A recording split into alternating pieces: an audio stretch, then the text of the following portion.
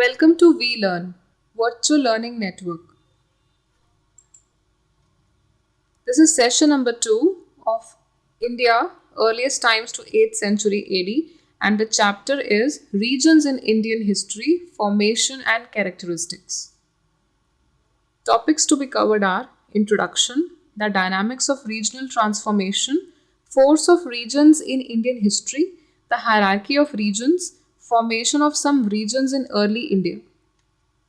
Introduction. In the course of the historical evolution of the country, the regions came to acquire special cultural features as well, and in many ways, in the sense of shared historical tradition in language, in social organization, in art forms, it is possible to recognize differences between one region and another. So, in historical tradition, there has been many differences in terms of language, in terms of social organization, art forms, cultural features. So, there are many differences which actually which are recognized and which distinguish one region from another. In Indian history, therefore, there have been dual processes of the evolution of common social and cultural norms and institutions, as well as consolidation of the structures of recognizable regions. So, there have been dual processes of evolution of the growth, development of common social and cultural norms and institutions, as well as consolidation of the structures of recognizable regions. The dynamics of regional transformation. The differences between regions and regional cultures go back in time and can possibly be dated to the beginnings of adaptive subsistence strategies, that is, food production. The beginning of agriculture and agrarian economy in the main river basins of the subcontinent, being essentially a process and not an event, were spread over several millennia. So the differences between regions and regional cultures that go back in time, and they can be possibly dated to the beginnings of the adaptive strategies, that is a food production, the beginning of the agriculture as well as the agrarian economy in the main river basins of the subcontinent. That is not an event, but that is spread over the whole millennium.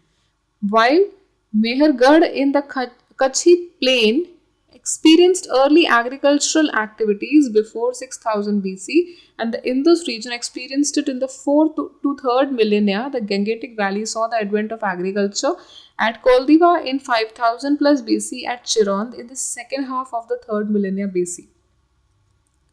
Uneven patterns of the emergence of historical regions. The uneven development of regions can be demonstrated through interesting historical situations.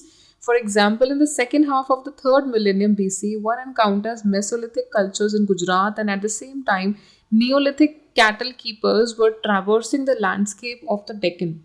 What is striking is that the mature, advanced Harappan civilization coexisted with these cultures in other regions. Consequently, there is evidence for interaction between cultures and regions at different levels of growth. Such tendencies have persisted all through Indian history. The ceramic evidence. Pottery, because of its indestructible quality, is a reliable identifying mark of a culture and an important means of archaeological classification. Different cultures are identified by their characteristic pottery.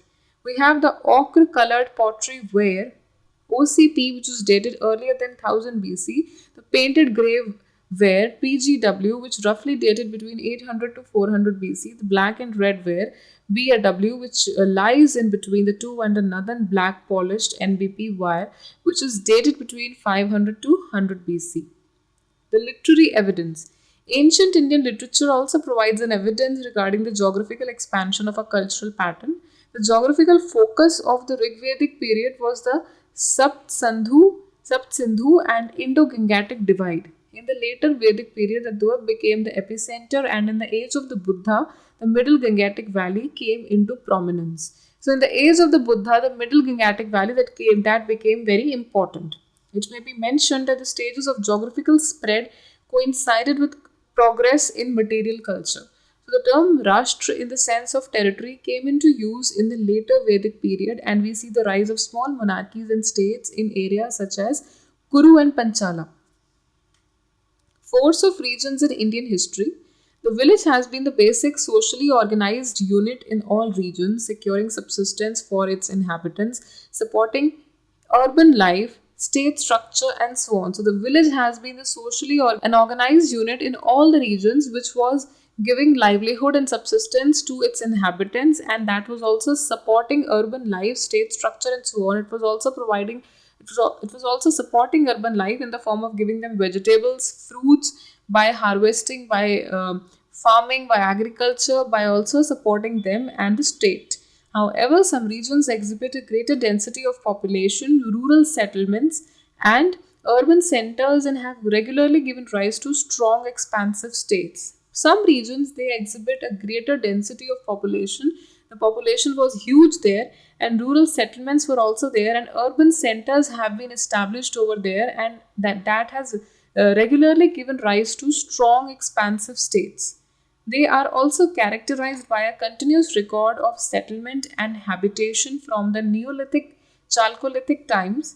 By contrast, other regions do not share these traits owing to the development of distinct and strong regional personalities and the strength of regional forces. The Indian subcontinent was never completely politically united. So, owing to the development of different and strong regional personalities and the strength of regional forces from different regions, different forces and different people came, different regions, from different regions also, people from different culture, people from different background, they emerged. And also there was the other regions do not share these traits wherein, so this was the reason why Indian subcontinent could never be politically united, because there were all sorts of religions and regions, and also different forces were also staying here. The Chakravartin concept, it was an important ideal in ancient Indian political theory which sheds further light on the problem under discussion. The ideal Chakravartin was supposed to become a universal conqueror and achieve universal dominance. The realm of the emperor or his universe is equated by Kautilya's Arthashastra with the region between the Himalayas and the sea. The said area, interestingly, is with the Indian subcontinent.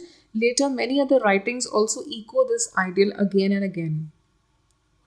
The hierarchy of regions. The term region, like the word country, is a broad inclusive term, and in the present context, its meaning has to be clearly specified.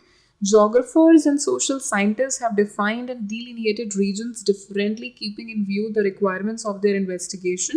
We have thus there are such expressions as linguistic regions, caste regions, physical regions, natural regions, cultural regions, etc. They're all regions. Linguistic regions are based on the language, caste regions on the caste, the religion, physical regions on the climate, on the habitat, natural regions as well as the weather which is there, and the cultural regions, the culture prevalent over there.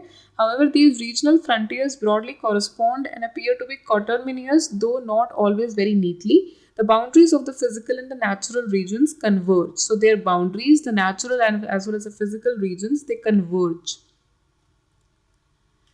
Major geographical influences. We have four great divisions. The Indus Plains, prone to influences from Central and West Asia. The Gangetic Plains, which begin on the Delhi Mathura line and have absorbed all kinds of political and cultural influences coming through the northwestern frontier. The Central Indian Intermediate Zone, with Gujarat and Orissa as the two extreme points, and Peninsular India south of the Narmada.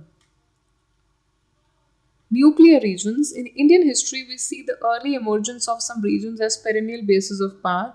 In such regions, we observe an uninterrupted succession of powerful kingdoms. In contrast, there were other less favored regions too. Geographers and historians speak in terms of perennial nuclear regions, areas of relative isolation, and arms of isolation.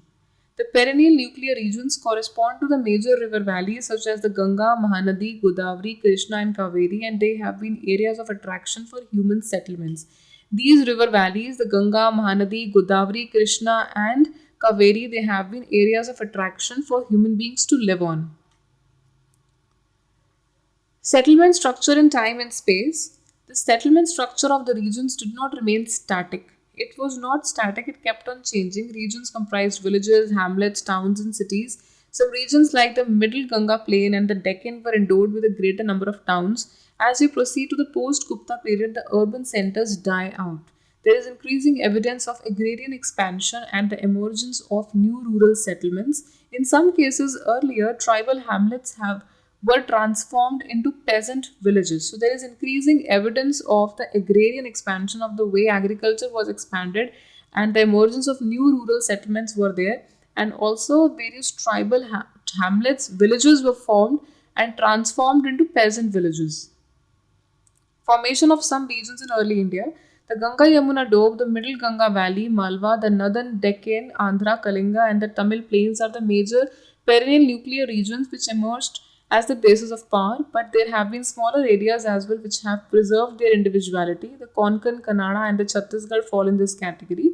Some areas such as the Raichur Doab between the Krishna and Tunga Bhadra and Vengi between the Godavari and Krishna have been continuously fought for their agricultural resource potential, which could add immensely to the strength of the adjoining regions. So, these areas have been fought over for their agricultural resource potential, such as Raichur, Do between the Krishna and the Tung Bhadar and the Vengi. Gangetic Basin. Middle Ganga plains, for a variety of reasons, emerged more successful than the upper and lower plains, and by the time of the Mauryas had attained undisputed hegemony in the subcontinent. During the Rig Vedic period, the center for this was the Indo-Gangetic divide, but in the later Vedic period, around 1000 BC, the geographical focus shifted to the Ganga-Yamuna Do.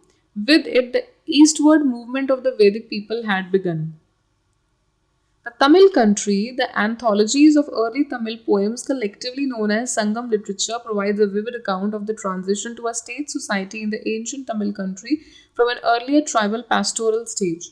They indicate simultaneous existence of different ecological regions and suggest how different but interrelated life ways, ranging from food gathering, marginal agriculture, fishing, and cattle tending to intensive agriculture, coexisted.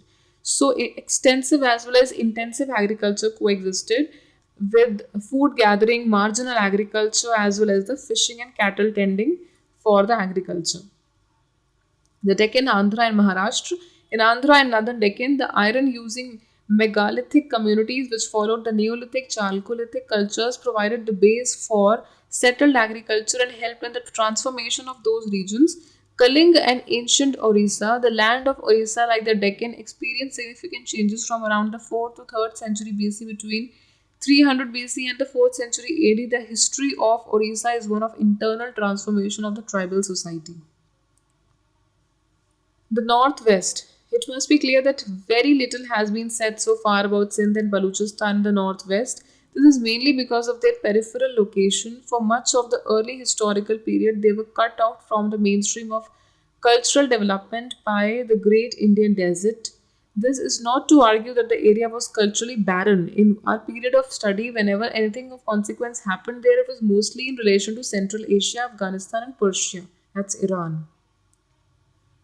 So these are some of the questions. You have to do it yourself. Question number one, discuss in about 5 lines the various kinds of pottery and the period it is associated with. And question number second, discuss in about 10 lines the factors which hindered the political unification of the Indian subcontinent. That's all. Thank you. Happy learning. We learning.